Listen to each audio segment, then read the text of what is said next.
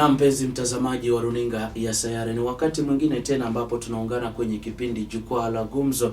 Kama kawaida, hiki ni kipindi ambacho kinakupatia fursa ya kuweza kufahamu mambo yanavyojiri kitaifa na pia kimataifa. Wiki jana tulikuwa na wageni papa hapa studioni, na wiki hii pia niko na mgeni studioni ambaye nataka tuweze kujadili masuala mengi na zaidi, ikizingatiwa kwamba mwaka huu utakuwa ni mwaka wa uchaguzi. Na pia kumbuka kwamba mpenzi mtazamaji, itakuwa ni vyema uweze kufahamu kwamba haijawa rahisi, maana wakati wa uchaguzi tunakuwa na changamoto kubwa sana, na wale ambao wanaleta changamoto hii sana, mbali na wanasiasa wetu, pia kuna vijana, na tunataka tuweze kufahamu labda ni kipi ambacho kinaweza kikafanya vijana wajihusishe katika masuala kama haya ya kuzua vurugu, ya kuweza kuwa idle na kuingia katika shughuli ambazo zinaweza zikaleta tatizo katika taifa. Leo niko na mgeni studioni, kwa hivyo atakuwa anajitambulisha, kisha baada ya pale tutakuwa tunaingia moja kwa moja kwenye mazungumzo. Kwa hivyo ni vizuri ajitambulishe ni nani,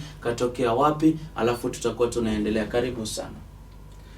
Asante sana. Kwa majina, I am engineer Cromwel Kibeni. Ninatoka nchi ya Ujerumani. Ninaishi Frankfurt am Main.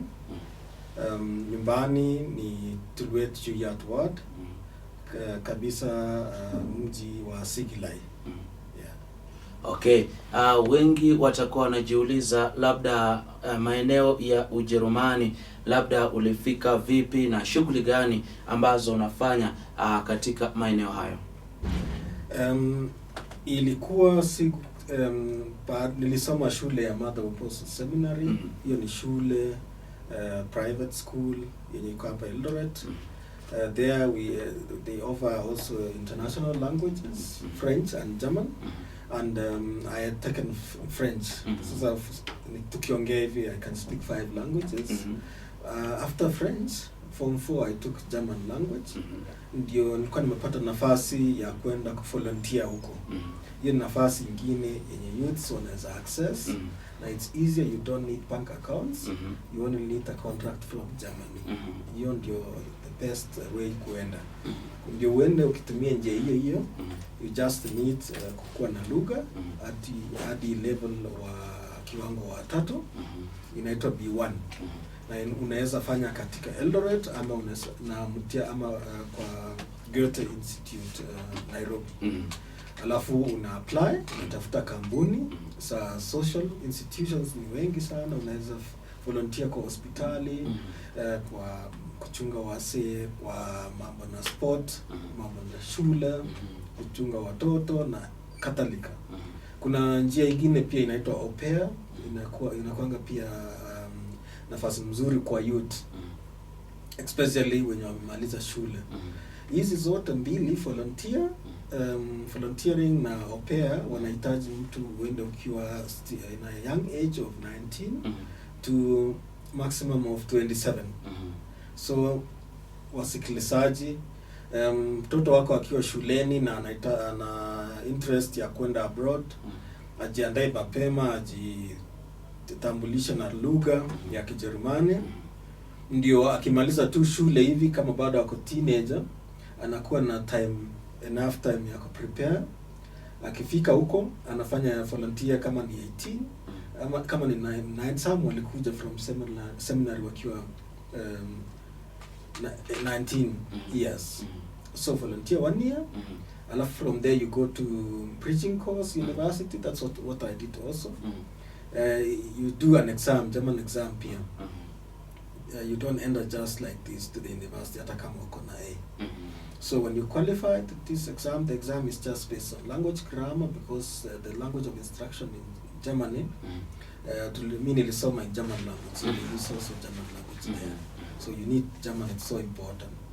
So from there, after preaching course, you get now the grade of KCSE and the grade of preaching course in Germany. They get combined together, and you get a final point. And it's always an improvement, because after volunteering, you also get trainings in between. And after that, you get certificate. And this certificate will also be a plus to your qualification. So you work like 3 some weeks, Then you make a break, you attend classes. After classes, you finish 1 year, you get the first certificate. Second year, you do the next certificate, and then third year, you have your certificate and you are qualified medical nurse or a dentist assistant or doctor assistant. There are also some other vocational training like engineering, mechanical training. That means you go and work in a company like Mercedes-Benz, or you work in places like Opel car or some medical industries. They train also young people in order for them to work directly there. They'll be taken by the company. They don't focus on theory there, they focus on practicals. That's why you go and work while studying. Okay. Yeah. Labda tu tuje kwa upande wa vijana. Tofauti iliyopo Ujerumani, vijana wa Ujerumani na hapa, manake unapata kwamba vijana wengi hawana ile nafasi ya kuweza kuwa innovative, kwamba huku tunaingia shule, labda mtu anamaliza kusoma, akishamaliza kusoma usipopita basi labda matarajio yako hayatimii. Labda Ujerumani na Kenya, tofauti ya vijana kuweza kupata nafasi ya kuwa innovative ni ipi? Ni actually kuwa innovative ni rahisi sana kwa Kijerumani juu wametengeneza platforms. Moja, kuna watu wengine wanaanzisha kampuni zao kabla hawajamaliza shule. Na hizi sinaenda kuwa kampuni kubwa juu washafunguliwa nafasi. For example, nilikuwa nimesema kwa radio, mtoto akisoma akiwa darasa la 5 hivi anaenda kwa internship kwa company. Kama ako interested na medicine for example, anaenda anafanya internship kwa Moi teaching and referral hospital, na after 8 weeks anaandika report. Hivyo mambo na nafasi ya youth huko Germany ni wako na big opportunities na support from companies. Huku najua ni ngumu kwa youths hapa juu kazi ni chache, hakuna job creations, lakini government ya huko ina support sana. Wameweka kila wakati pesa mingi, mpaka hata ukipata for example, mimi nilifanya kazi university, nilikuwa na support projects kadhaa na nikapewa certificate, that was an excellence prize by the AD, because they get financing from the government. Okay. Yeah, and that's what I urge also the government here in Kenya to be doing, and the leadership to be observing on the youths, to be motivating them, because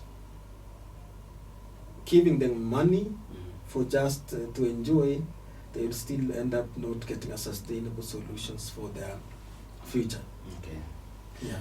Aya, sawa mpenzi mtazamaji wa runinga SR, nipo naye mgeni wetu studioni ambaye tunaangazia masuala mengi kuhusiana na vijana, tukiwa tunajaribu kulinganisha tu taifa la Kenya na pia taifa la Ujerumani anakokaa, ili tuweze kufahamu ni kipi ambacho kinaweza kikafanyika kuhakikisha kwamba vijana wetu wanakuwa ni vijana ambao watakuwa na umuhimu na ufanisi mkubwa haswa katika jamii yetu, ili kuhakikisha kwamba tunakuwa na jamii iliyo bora. Nataka tuweze kuzungumza tu kidogo na uzungumze na vijana na utueleze labda ni kipi ambacho kinafanya vijana wetu wanakuwa na ugumu sana kuweza kufanya kazi. Manake kazi pia ipo, lakini vijana wengi wanakuwa ni wale wa kuchagua. Wewe umesema kwamba kuna kazi aina nyingi. Kuna wale ambao wanaweza wakaingia kufanya welding, kuna wale ambao wengi wanataka kazi ya ofisi.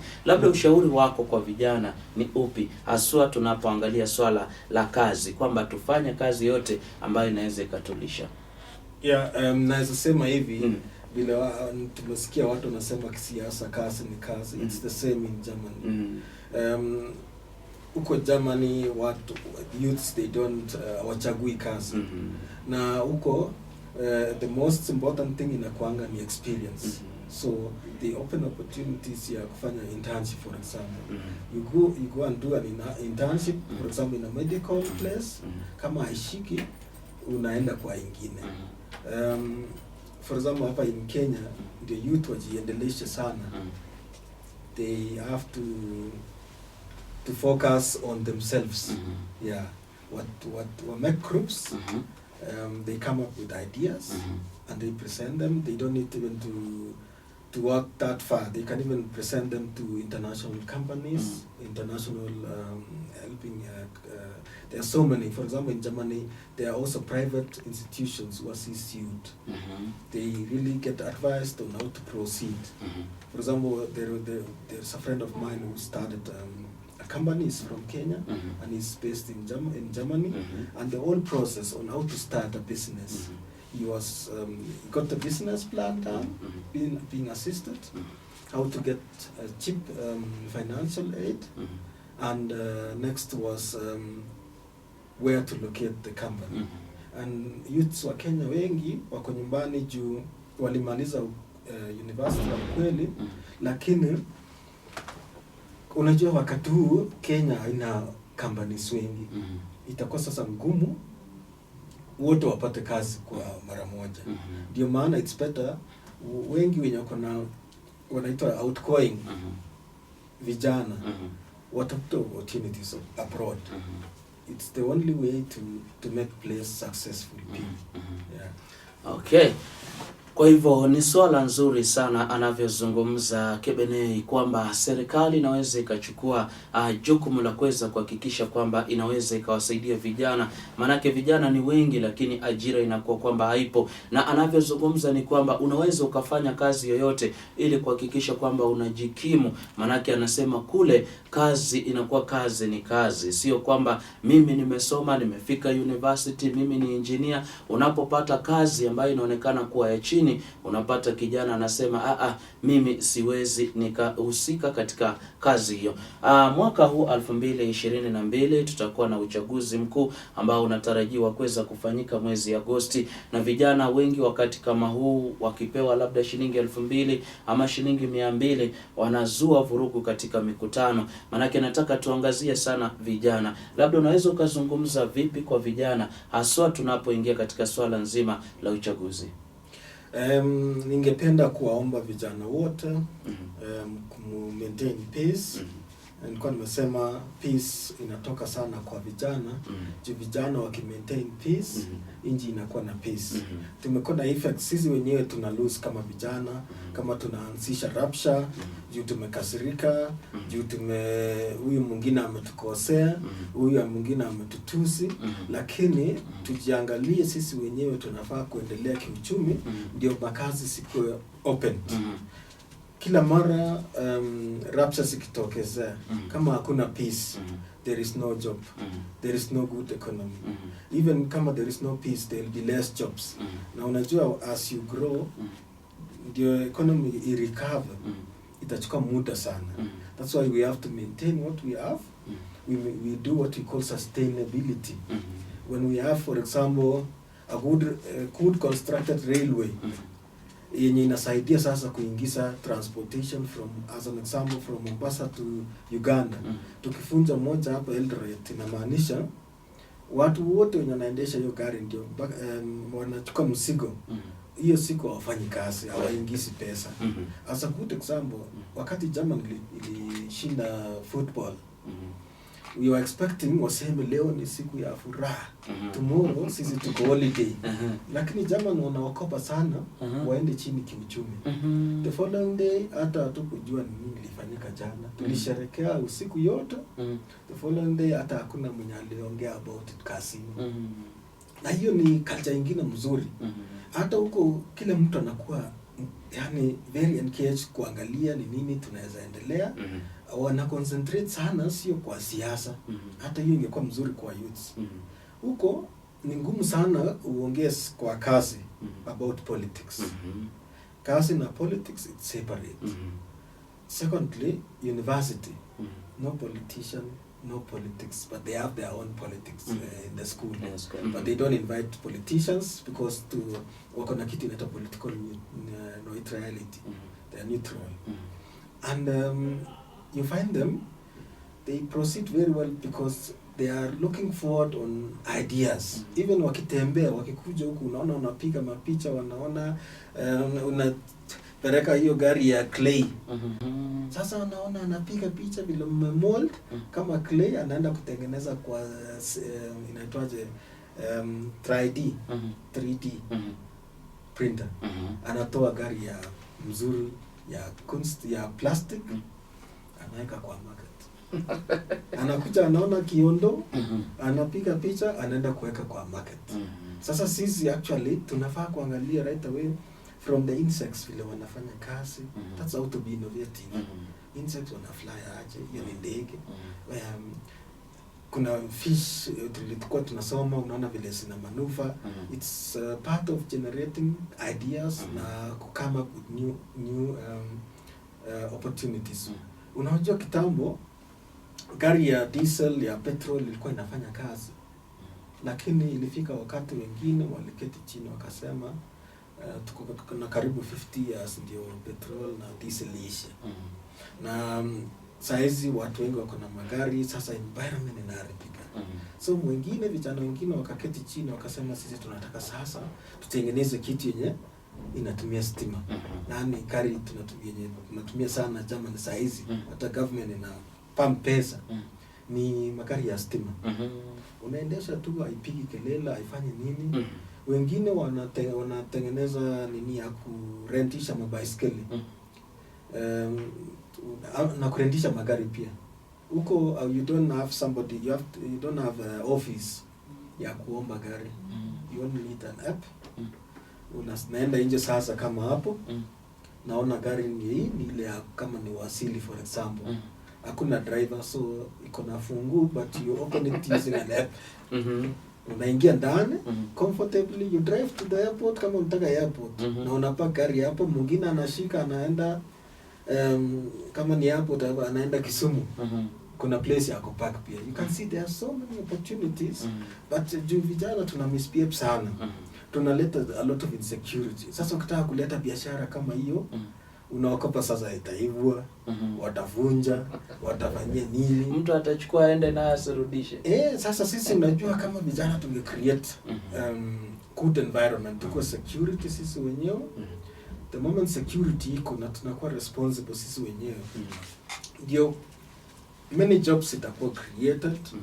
Kuna mingi makasi mingi sana zenye actually zilikuwa hapa Kenya tukiongea, na siko na opportunities mingi, lakini hata watu huko ni investors huwa wanaokopa. For example, wakati wa uchaguzi wanaokopa juu wakati wa uchaguzi kila kitu inavunjwa. Wanapiga mawe kilasi ya mtu mwenye anafanya biashara. Wanaipa duka ya mtu mwenye analipa wengine, youth wengine pia wanalipwa. Sasa after hiyo kuchukua mkate hata yenye inaenda ku expire na umeharibia wengine kazi zinakuwa sasa mingi yenye watu hawajapata, watu wameongezeka, wamekuwa unemployed. Okay, vijana, ushauri mkubwa sana ambao unatolewa kwetu kwamba tuweze kuhakikisha kwamba tunachunga mali yetu na mali ya jirani. Anavyonifurahisha mgeni wetu ni kwamba kijana ameajiriwa mahali kazi, lakini unapata kwamba yule ambaye anaenda kuharibu kazi ile ni kijana mwenzake. Kwa hivyo mwenzako anapoteza kazi kama ni kazi ambayo angekuwa anaifanya. Kwa hivyo ni vizuri sana tuweze kuzingatia na tuweze kuhakikisha kwamba tunafuata yale ambayo yamewekwa. Niko naye mgeni wetu studioni ambaye ni engineer Cromwel Kebene, ambaye yuko studioni akiwa anazungumza na vijana kuweza kuhakikisha kwamba vijana wanakuwa katika njia ambayo ni sawa.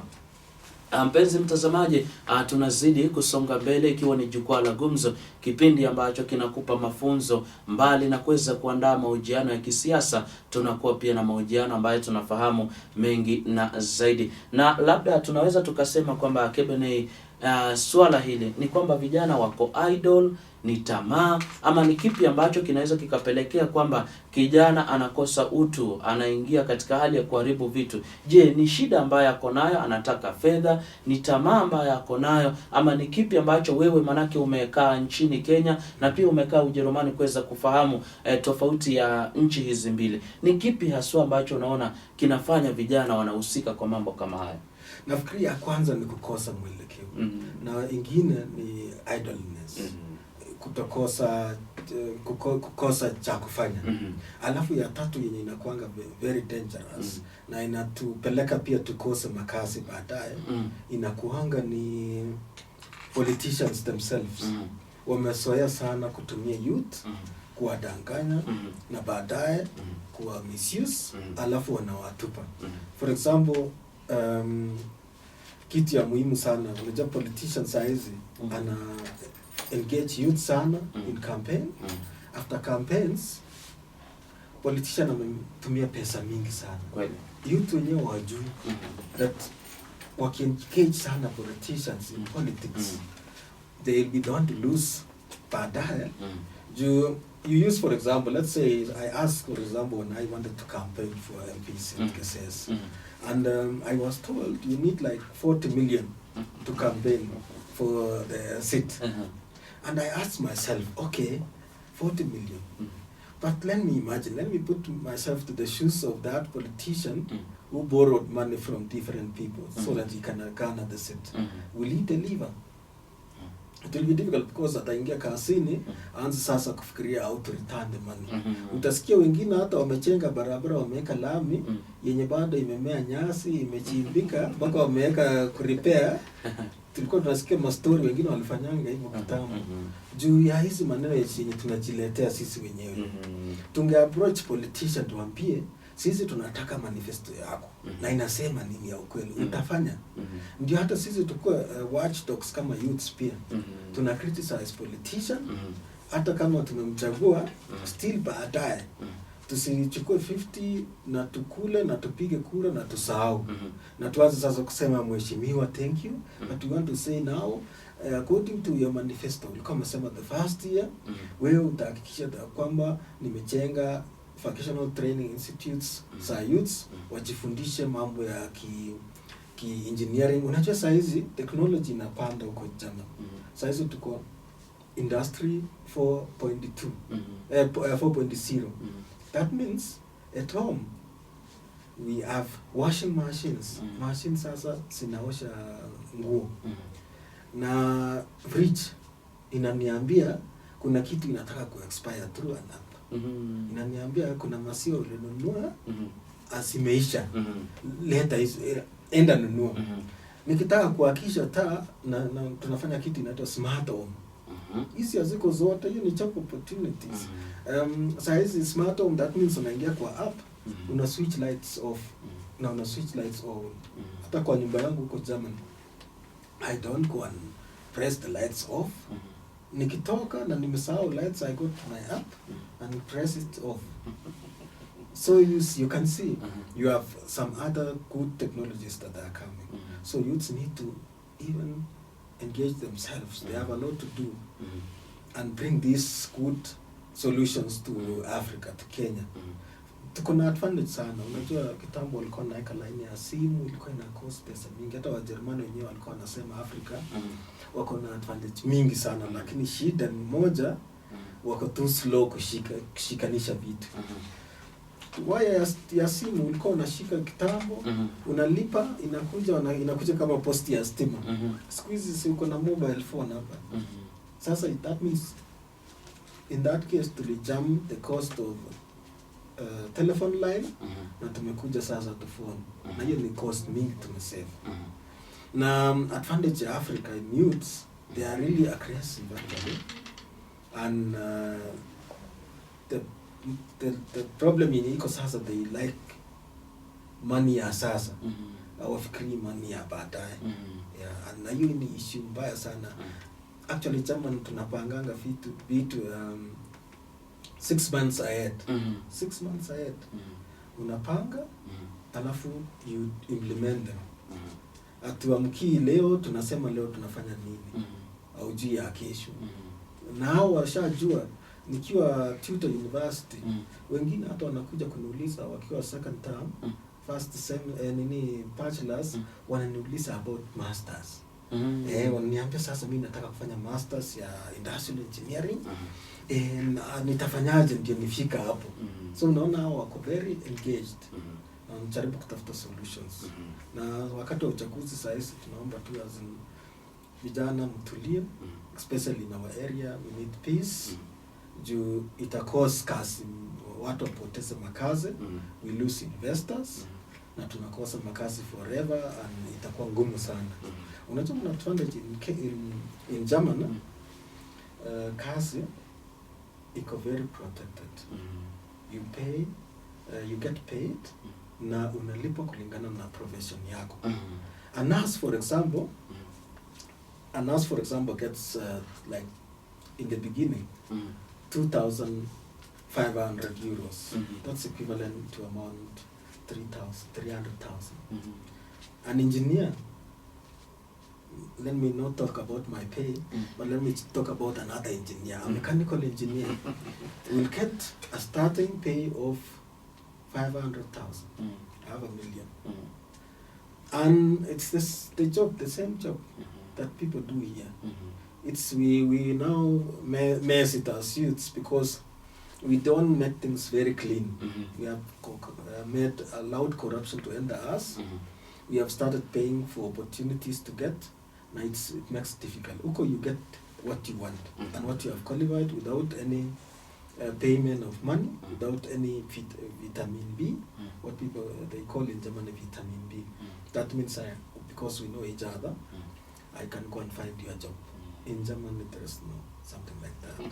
And when you lose a job in Germany, when you are working, there's something should be there also in Kenya. When you have been in the system, paying tax, and you lose a job because of Corona, for example, the government chips in, and they pay for your housekeep, they pay for your rent, they pay for your insurance, health insurance, and some pocket money. Even when you are changing your job, for example, when I change from maybe software engineering that I am doing, and I go to another company, I have a period of 1 month change. I get money from the government to sustain me, so I still go and pick something from the bank. And when you have finished school, for example, after graduation, you get upkeep money also, equivalent to 100,000. Yeah. And when you don't get a job, you get paid also. When you have a child, the child gets pocket money of 30,000 in a month, always until 25 years. You can see the system in Germany is very, very good. Socially, it's very good. Yeah. Asante, naambiwa na mwelekezi wangu muda wetu umekwisha, kwa hivyo kabla hatujamaliza nataka nimpe kauli ya mwisho. Kwa hivyo naomba sana unipe sekunde 30 mwelekezi wangu, na ukitoa kauli yako ya mwisho kwa vijana, na pia utuambie labda umekaa kule, umekaa huku, unaona kwamba haya mambo yanaweza yakafanyika Kenya kwa wakati fulani katika miaka ambayo inakuja, na pia utoe kauli ya mwisho tukimalizia. Mimi naona kwa maoni yangu hizi vitu zenye nimeeleza zinafanyika huko, zinaweza fanyika hapa. Juu ukiona vijana wenye wanafanya bidii hata huko Nairobi wameweza kuimplement hizi vitu zenye nimeongea, especially mambo ya kujicreatea job kama hii ya SAP ama programming, web design na vitu mingi. It's possible in Kenya to implement these things. Na mimi naomba youth sana, wakati wa uchaguzi maintain peace, love na liberty, allow everybody to live penye anaishi. Juu hata sisi tukiwa abroad, we don't criticize anybody. Tungekuwa critics hivyo, na Germans wangekuwa critics every election, tungekuwa tuna lose every time jobs, na ingekuwa tu difficult sana. Lakini Germans, they do protect. Mimi saizi nikifanyiwa makosa yote German, vile youths wanaanza kunitetea sana. Even inaenda hata to court case.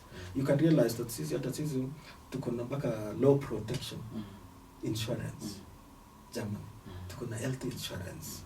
Tuko na so many insurance. Hata ukanyaga mayai, kungekuwa na mayai hapa ningekuwa nimekanyaga kimistake, ningekuwa nimelipa through my insurance. Yeah, you see, vitu kama hizi sasa, they need to be there so that na hizi ni job opportunities pia. Lakini the first thing, ndio hizi vitu zikuwa implemented, we need peace, especially during elections, we need security every now and then. Na watu youths tukue sisi vigilant na tuondoe tuwaongeleshe wale wenye wanaleta nyoko kila mahali. Yeah. Okay. Penzi mtazamaji, nasema asante sana. Wasia mzuri sana. Natamani kama vijana wote wangeweza kufuata. Manake kile ambacho kimenifurahisha sana, nasema iwapo kungekuwa na tatizo kule, wao wangekuwa watu wa kwanza kupoteza kazi kila wakati.